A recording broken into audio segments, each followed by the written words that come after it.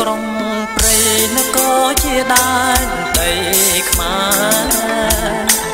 យួនប្លន់ហើយកែជាក្រុងសៃក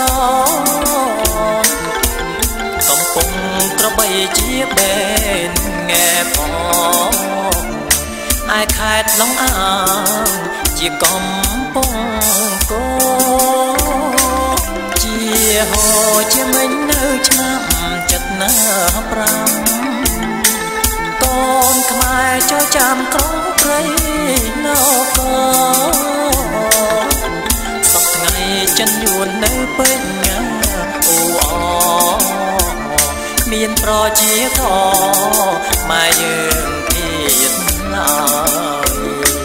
ស្ដាយអើយសែនស្ដាយស្ដាយដីភោគគីតើដល់ពេលណាខ្មែរបានធូរស្បើ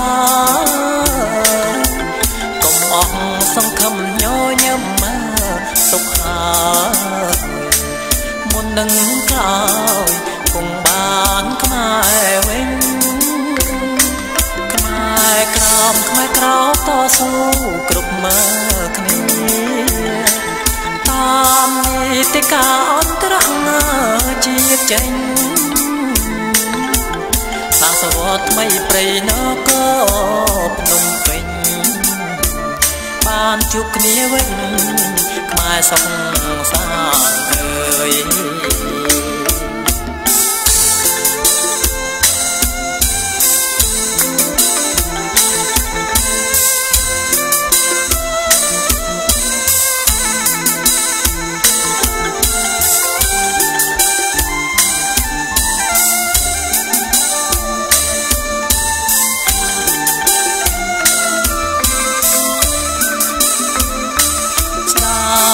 ើយសែនស្ដាយស្ដាយដី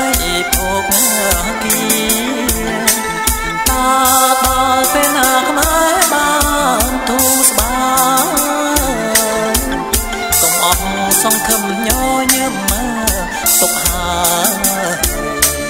មុននឹងក្រោយគង់បានខ្មែរវិញខ្មែរក្រោមខ្មែរក្រោមតស៊ូគ្រប់គ្នាតាមនីតិកាអន្តរជាតិចេញសហសវត្តថ្មីព្រៃនគរភ្នំពេញបានជួបគ្នាវិញខ្មែរសុខសាន្តអើយ